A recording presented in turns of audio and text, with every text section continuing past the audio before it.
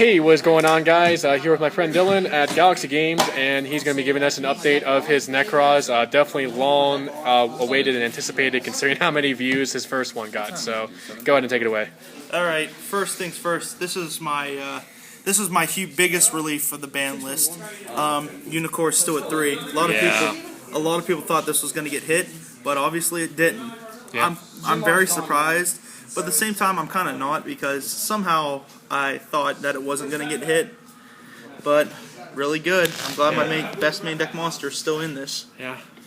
Of course, a lot of people think now that they'll just release a new list at World, since now they just haven't they're now not giving themselves a set end date for their ban list, so they can just do it like whenever they want, really. Yep. Still semi-limited to Brionic, your best searcher. Like I mentioned in the last one, you play the least of them, not only because of the fact that he's semi-limited, not just that, it's the fact you play the least of them to the field.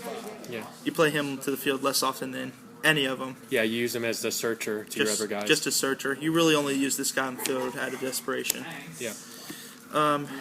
2 Colossus, of course your spell searcher, and reducing monster attack points to 0, you could say. This guy's good for a tactical advantage. Yeah.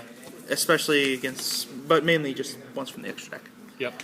Another update that you may have saw from my last video, 3 Valcke.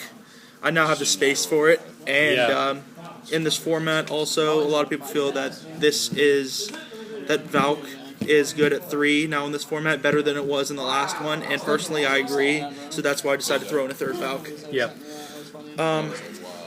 Still have Trish at 2. Still a lot of people play him at 1, but I do believe 2 is better. Yeah. You gotta love protecting on-field Trish with hand Trish, and you gotta love his ability. Yep. Speaking of Trish, I was thinking about getting the Synchro Trish, but fortunately it's not here at the store right now. Yeah, I'll just get whenever I can. Yep. Still 1 Gungnir and 1 Decisive. I might try to make room for 1 more Gungnir because I have more space also, and it might be more useful in this format than it was in previous ones. Yeah, she's a better on-field monster than most people give them credit for. Oh, definitely. For sure.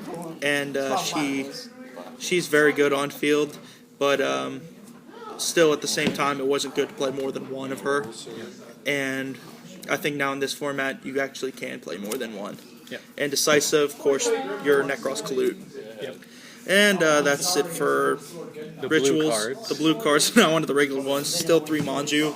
Yeah. I heard some people saying that they thought this card was going to get hit maybe to 1 or so, like it did in the OCG, but still at 3. Yep. 3 Senju. Some people thought this was going to get hit to 2 because of it searching so much, but still at 3. Yep. Of course, the staple in main deck Nekroz. Got your 2 Maxi. Yep. 2 Valor, your occasional tuner, and for effect negation. Yep. This is one thing from the Banhammer that I didn't like too much, but at the same time, it doesn't hurt me too much. 1 Shrit. Yeah. Search for warriors, and also uses as the entire requirement. Of course, to be honest, I was actually thinking about cutting Shrit in the previous format. Down to 1 anyway. Down to 1. Well, yeah, not altogether, but you know what I meant. Yeah. Down to 1. But to be honest, the ban list just kind of made that decision for me. Yep. Definitely a lot better to have that to 1 than, say, Rio or Unicorn to 1. Oh, definitely. Yeah. 1 Dance Princess, of course. Some people don't even play this card, but in this format, I think Dance Princess is more relevant than ever. Especially if you ban Shrit, you can use her to bring it back. Yep. And one thing that some people do miss, here's a pro tip, you can actually use her or Shrit's effect when you sacrifice either of them from Valcke. Yep. When you use Valcke, you can actually use her effect or Shrit's effect if they're tributed. It doesn't have to be a ritual tribute. Right. That's one thing that a lot of people do miss. Yep. And that's it for monsters. Now on to the spell cards. I've actually changed up the rituals, believe it or not. Mirror, of course, is still at 2. I still have 2 Mirror. I decided to cut Cycle down to 1 because I don't feel it's as relevant anymore with the Gin Lock being gone. And with the Cycle, I replaced it. Now I have 3 Kaleidoscope. Kaleidoscope is personally my favorite ritual card. And I believe it's the best one because of sending the Synchros to the grave. Yeah, with Herald of Arclight, it's basically your bridge into more Synchro plays or Xyz plays. Oh, definitely. Yeah. Therefore, Or I should say ritual plays. I didn't mean to say synchro. yeah, I know what you meant, man. Yeah. So, Kaleidoscope at 3, Cycle with 1, and 2 Mirror. Yep. I believe that this is better now for this new format. Next we got we're Staples, 2 MST, of course. Yep.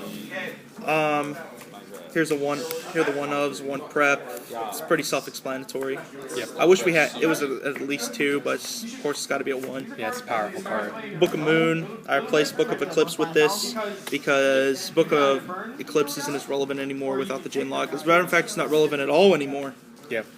And finally, last limited card, 1 Raigeki. That should speak for itself.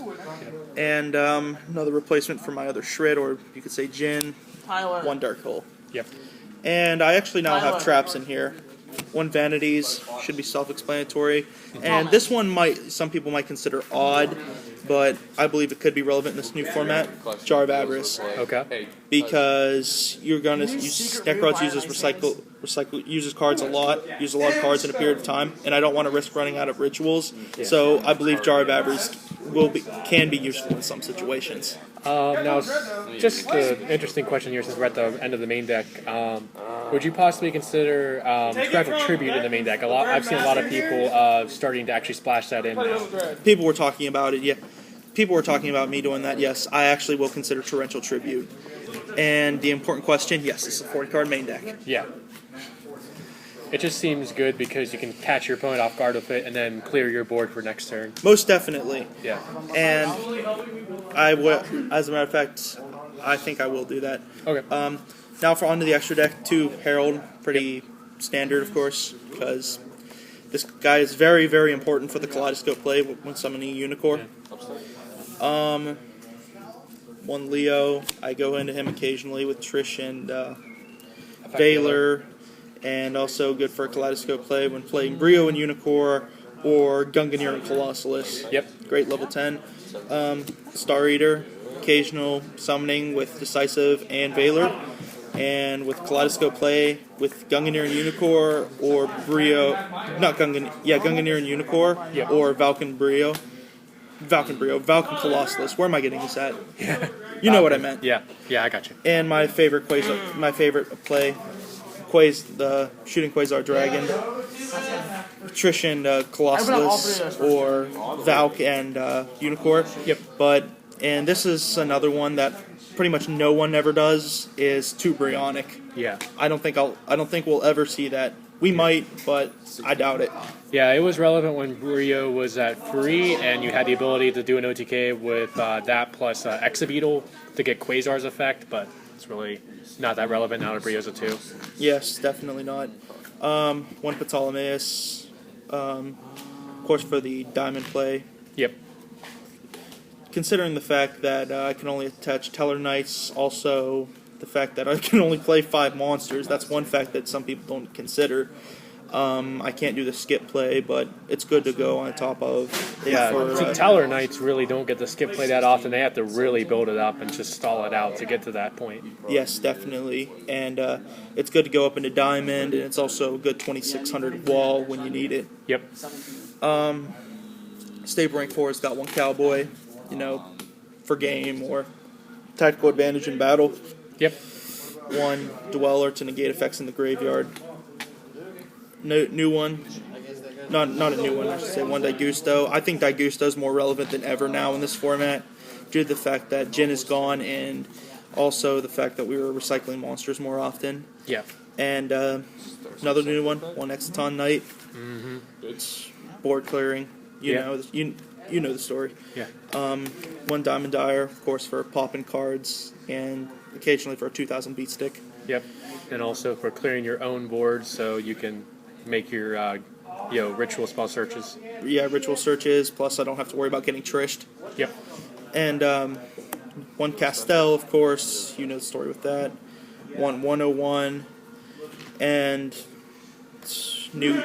here's the new guy, 1 Dark Rebellion, for having a monster's attack points plus gaining those points. Yep. That makes for a big beat, a really big beat stick, and also does a lot of damage to your opponent. Oh yeah.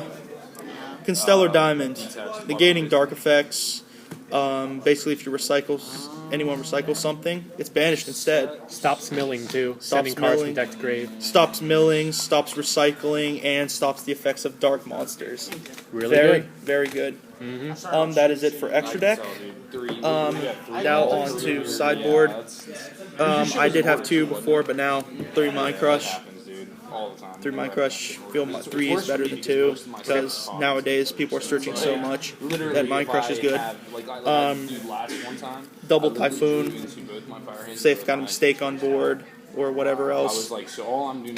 It's that's what this is basically good for. Yep. And also, it's also the risk of not having anything in back row, so I don't get trished.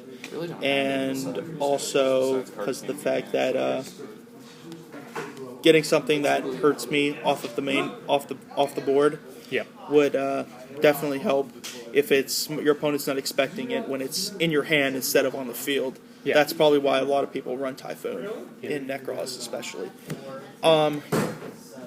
2 Shadow Imprisoning Mirrors, good for the Burning Abyss matchup, and good for the Shit All matchup. Yep.